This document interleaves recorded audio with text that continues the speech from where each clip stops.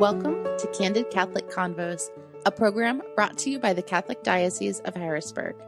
Our mission is to humanize the Church and help you to grow in your faith, love, and understanding. I'm your host, Rachel Trochet, a cradle Catholic who's only human and struggled with faith on more than one occasion. Each week, you'll hear engaging, down-to-earth interviews and actionable strategies you can implement into your life with ease to help you grow closer to God. If you're ready to open your heart and step fully into the person God created you to be, then you're in the right place. Let's get started.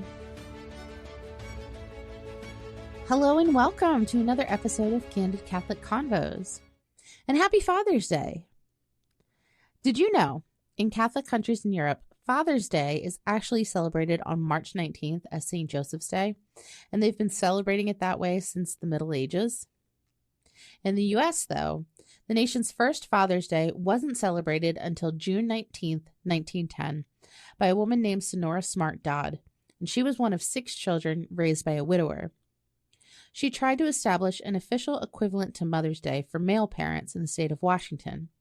However, it was not until 1972, 58 years after President Woodrow Wilson made Mother's Day official, that the day honoring fathers became a nationwide holiday in the United States. Father's Day is the 5th largest card-sending occasion in America, with almost 100 million Father's Day cards sent annually.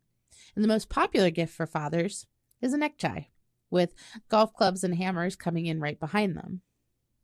I can't tell you how many ties I've bought for my dad over the years. Sometimes I think he waited to refresh his professional wardrobe until after Father's Day so he could buy shirts that would match the wacky ties we'd get him. My favorite present was one year he was fully expecting a tie, but instead I put a remote control into a tie box and surprised him with a new TV. It's only after becoming a parent myself that I truly recognize the sacrifices that my father made for us. How he must have agonized during times of unemployment because all he wanted to do was to provide for us. How he wrestled with guilt over having to choose between his work outside the home to keep us fed and safe, or coming to our sporting events or family vacations. If he didn't do one, we couldn't do the other. I see it now, especially with my husband and his obligations to the Army, and I respect him for it. We talk a lot about mothers having to work like they have no children and raise children like they don't work, about the mental balancing act that takes place minute to minute between self and serving others. And I think fathers are often overlooked in this regard. I think that because as a society, we viewed children as more dependent on the mother than the father, we've forgotten that men and fathers hold an equally important place in the family as the mother, that there's a lot of pressure put on fathers to both provide and be present. More than a quarter of the children living in the United States today are growing up without a father, and that number jumps to over 70% in the inner city, even though it's been shown statistically, sociologically, and psychologically that fathers have a massive role in positively impacting their children. They are an example of both masculinity and tenderness, a physical, earthly extension of God the Father. So how can we encourage and remind fathers of the value in their vocation? Today we're chatting with Jon Leonetti, a nationally known Catholic speaker, best-selling author, and radio host, about using St. Joseph as a model for our livelihood, our love life, and our big V vocations. Jon, thank you so much for joining me on Candid Catholic Convos. I'm really excited to welcome you to the program. Well, thanks. I appreciate it, Rachel. I'm looking forward to it.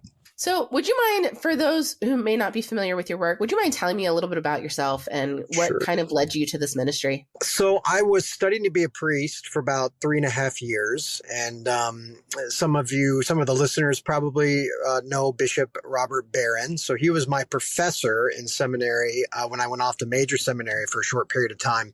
He was my professor before he was well known. At the time, he was kind of, I believe, going out on weekends and giving kind of priest retreats. But so it was really awesome awesome to be able to kind of study under him and just some amazing priests throughout those 3.5 years. But I discerned, as you can now know, that the priesthood was not where God was calling me. So I left. I went back home to live with my parents. Boy, they were really excited about that, by the way.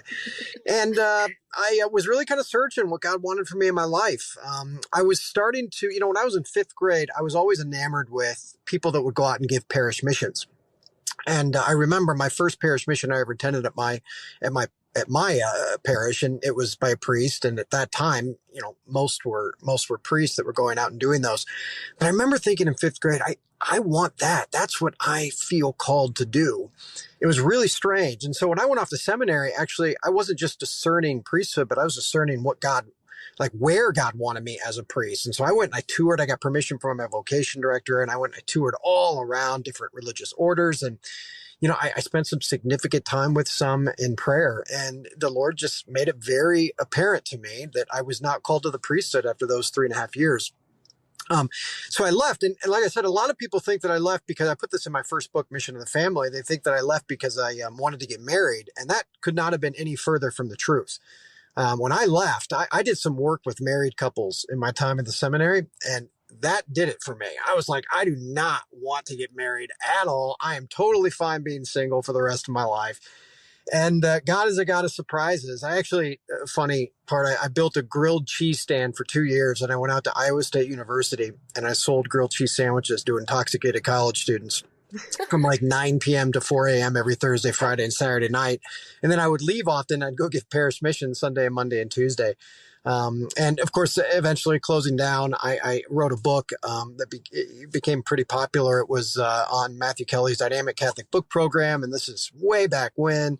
And he was just so generous and gracious to me with that book and my second book that I wrote through Dynamic Catholic. And you can imagine, I started going out and speaking, especially with kind of his endorsement that he gave me, which was really nice. And kind of having those books through him was awesome. But here we are today. So I'm still going out. I'm primarily just do parish missions and men's conferences. And so I love men's conferences. I'm excited to get out there again because, you get an opportunity to really dive into guys' lives and men, they're hurting in our world today. And many of them are struggling. And my message to them is Jesus Christ is the ticket. He's a ticket to every fulfillment of every desire that every man and woman has. And so that's what I'm bringing.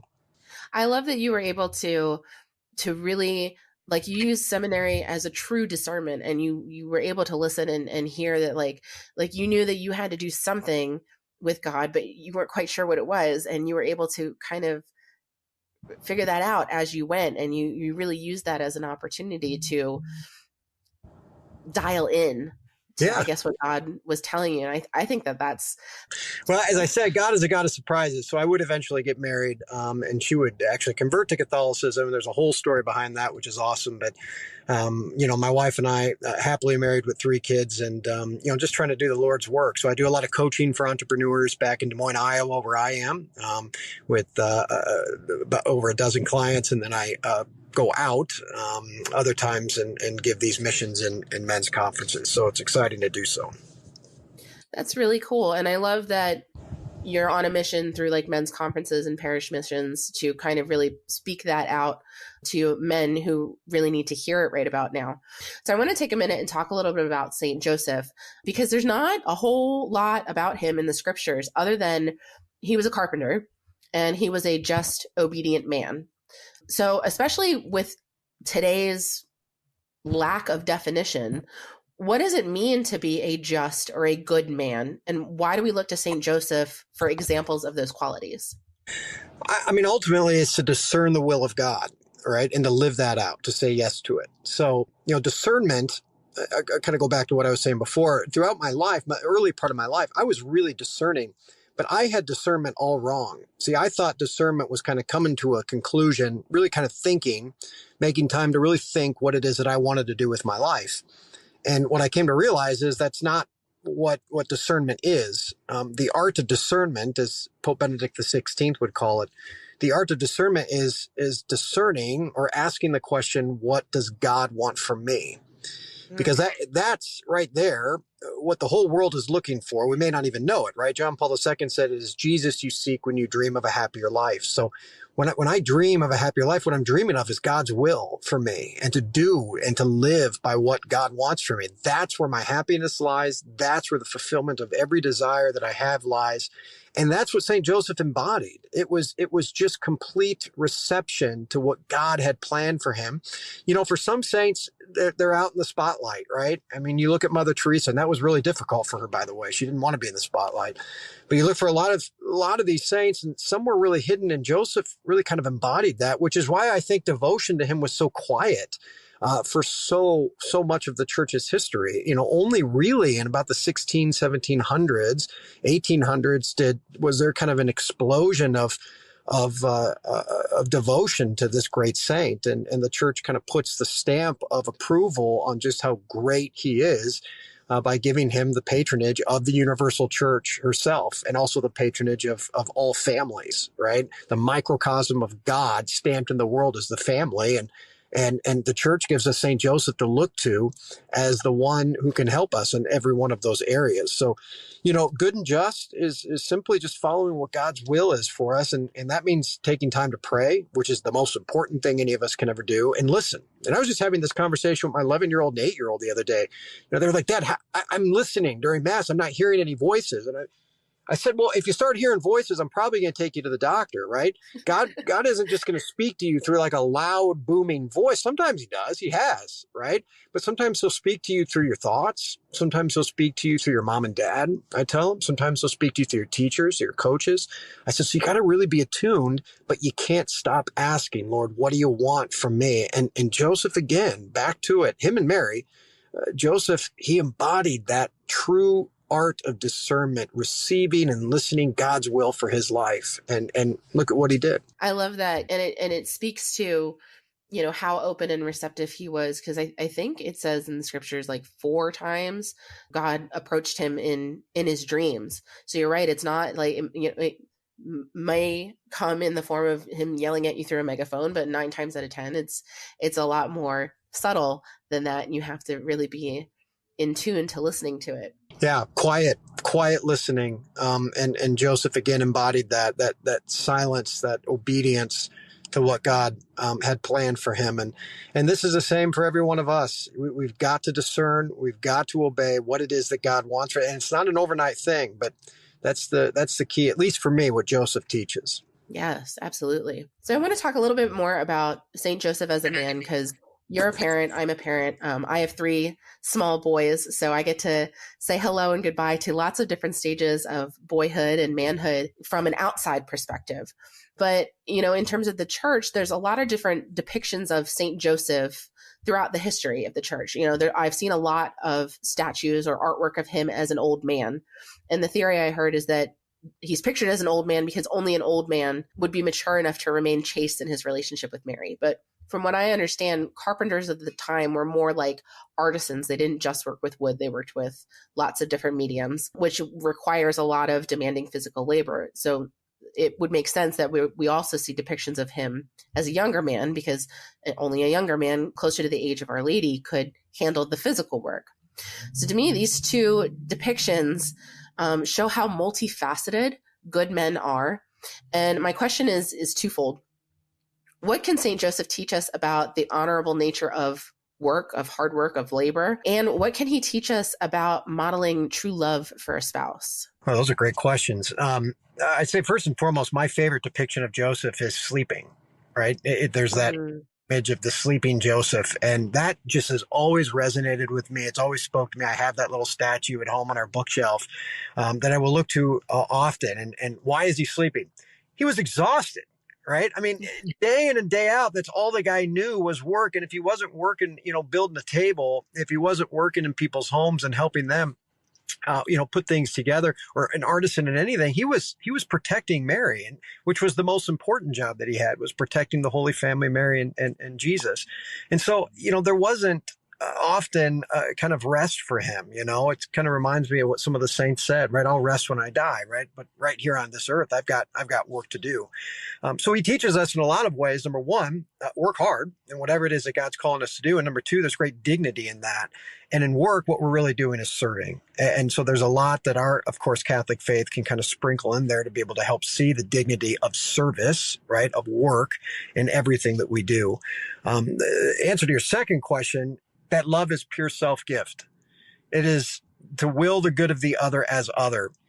It is unselfishness. Greed has to die. That in order for me to truly lay down my life for my spouse or just love, period, that I have to take up my cross, deny myself, and follow Jesus.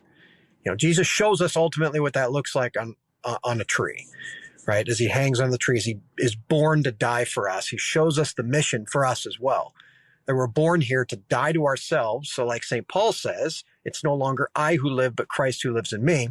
And the glory of that is found in the resurrection with all of us, where we rise with Christ. But we don't rise with Christ insofar as we die with him. We have to die with him, which is why Good Friday comes before Easter Sunday.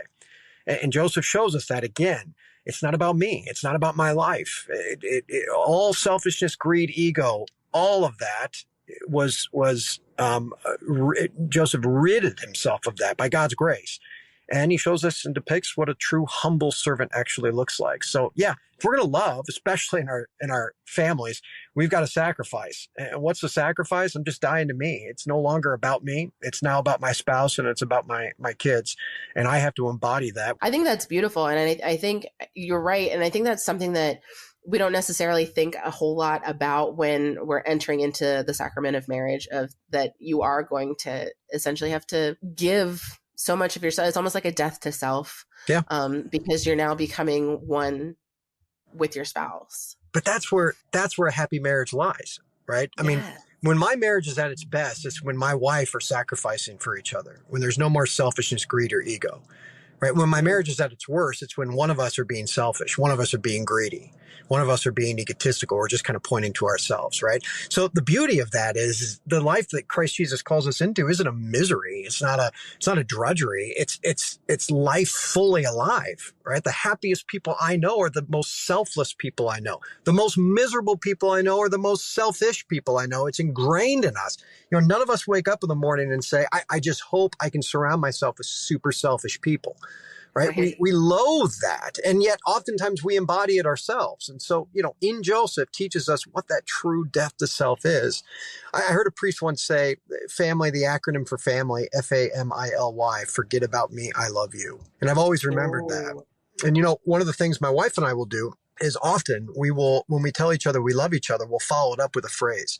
Because it can be so easy for us just to kind of, I love you, just kind of, say it and not mean it. But one of the things that my wife and I will follow it up with at times is we'll say, I love you and I will sacrifice for you.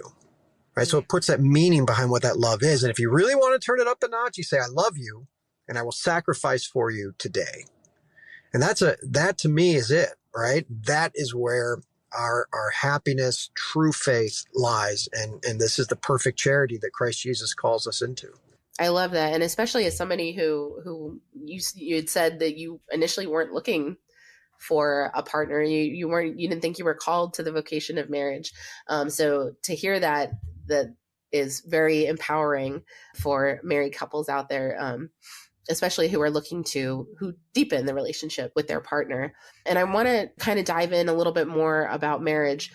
What do you think made the marriage between Joseph and Mary different? And how do we apply that to our own marriages in 2024? Well, they both turned themselves over to the genius that God called them to.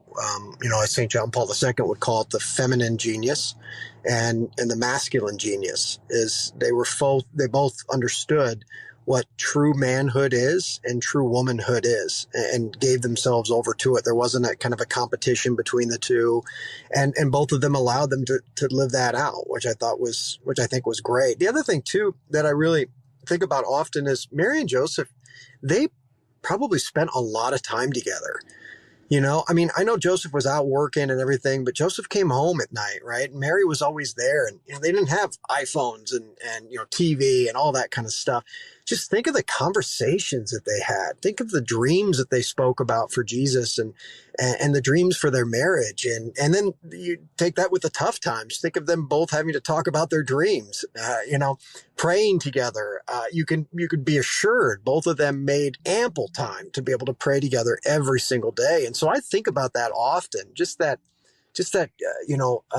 docile, almost kind of holy friendship in a way that they both had. It was really beautiful. And I think there's a lot we can learn from that too, right? Time, is one of the most important, if not the most important commodity we have. Sometimes we think our money is our most important commodity, and it's not. It's our time.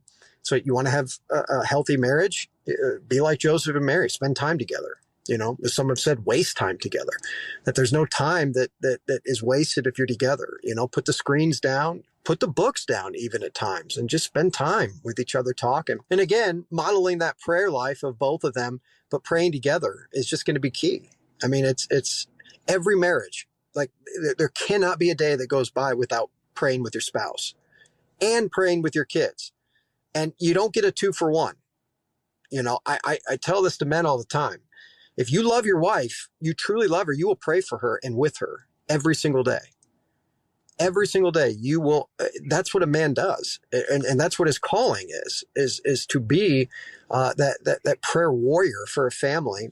Joseph and Mary, they both embodied that. And we have a lot to learn from them on it. We need to dial back the multitasking where we're so, as a society, we think that the more productive we are, the more effective we are. And that's not necessarily the case, especially when it comes to love and relationships. Sometimes less is more. Yep. Don't try to complicate this. Again, looking back to Joseph, he was a simple man. He didn't try to overcomplicate this stuff. Same thing with Our Lady. She was so simple in their approach. Okay, honey, I just heard this podcast. I got to pray with you for an hour and a half tonight. No, that's not it. A simple, maybe 5 minutes of prayer, maybe holding hands, sitting on the couch, reading some kind of spiritual reflection together. Start there. Just, as you said, less is more. Don't try, as Matthew Kelly says, don't try to go from a 2 to a 10, right? Try to take it from a 2 to a 3. Or if you feel like you're at a 3, try to take it to a 5. But, burnout can happen. Look to Mary, look to Joseph for simplicity. I love that. It's just about being that 1% better every day. Yep, that's it. That. It's so important to have another voice, somebody else who's in tune to what God is calling us for, to just kind of really be another voice of reason and somebody that we can talk to about this, especially when we're discerning such big asks, like joining the priesthood or getting married or becoming a parent. These are big asks. Like you said, it's a big V vocation. And I want to talk about that a little bit more, because fatherhood is considered a vocation. And like we just said, like in the church, a vocation is more than just a job or a role. But many modern day fathers have jobs as well to provide for their families. And sometimes there's an overlap where one job or role can seem more important than the other. So for a father, what is the true job, and how can he reframe his purpose to reflect that, so that one doesn't overpower the other in terms of, like, if obviously we need money to survive and to provide for our families, but how do we balance that? Yeah, I mean, first and foremost, the job of a father is to be a virtuous husband. Okay, so that is first and foremost the job of a father. It is to love your wife, and for a job of a mother, same thing, to love your husband. This is, first and foremost, what I think is, number one, get to give kids the greatest sense of security. But number two, it's a school for them. It's a school of what true love really is. I grew up with a mom and a dad, and they were great moms and dads, but they've never really had a great marriage. They didn't demonstrate to me what a great and holy marriage was. They're good people. I know they love each other. But it just, I didn't really see that, like I try to demonstrate for my kids. I want my kids to see that. One of the disciplines that I do is whenever I go home, the first one that I go to first is my wife. Even when my kids run up to me, daddy, I say, I got to go kiss your mom. And then I run back to my kids, right? We wrestle around and I pick them up, but they always know, right? And where's mom? Where's mom? Mom, sometimes she's down doing laundry or sometimes she's upstairs. And this is the first place I go because I want them to understand that their father's main job is his vocation to their mom. And I want them to see that. I want them to understand that. And I want them to live by that themselves as well.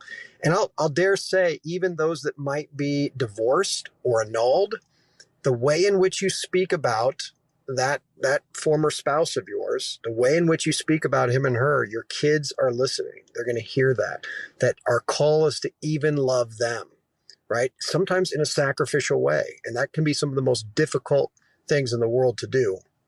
But this is primarily where I think God calls us. So, yeah, I mean, it is, again, that time, spending that time, but everything revolves around that first and foremost for me. And I think it's the greatest lesson that we can teach our kids is in true love. And that is the way in which we show that to our spouses. I think that's super powerful and a great way of just, this is what's important in life. You can be replaced at a job, but you can't really be replaced at home.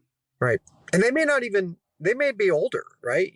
There might be many men listening right now that think, well, my kids are older. Well, how can I do? You can start now, right? Your kids will still notice. I promise you, they'll still notice. And some of them might think, what in the world has gotten into dad, right? But your older kids even need to see this. And then of course, grandkids, it's just, the impact that can have is just monumental in your children or grandchildren's lives. I tell this to my kids all the time. I say, Joseph, Gianna, Anthony, I don't care how successful you are. I care how faithful you are, right? And Mother Teresa, this is really where I got it from when she would talk about that a lot, right? So the world looks at success. I could name you wildly unsuccessful canonized saints in their missionary endeavors as well. Wildly unsuccessful by the way in which we would judge them by the world. But it was their faith that saved them. What all throughout scriptures, when Jesus heals someone, what does he say? Your faith has saved you. That's super powerful. And I really want to thank you for your time. I think this was such an awesome conversation. No, you did a great job, Rachel. Keep up the good work. Thank you so much for listening. Our goal at the Diocese of Harrisburg is to walk with you on your faith journey. So if this episode resonated with you in any way, the easiest way to show your appreciation is by sharing this program with your network or by leaving a review on your listening platform. You can also support us financially by making a donation online at hbgdiocese.org/DAC and clicking the Make a Donation button. Thanks again, and we'll see you at church on Sunday.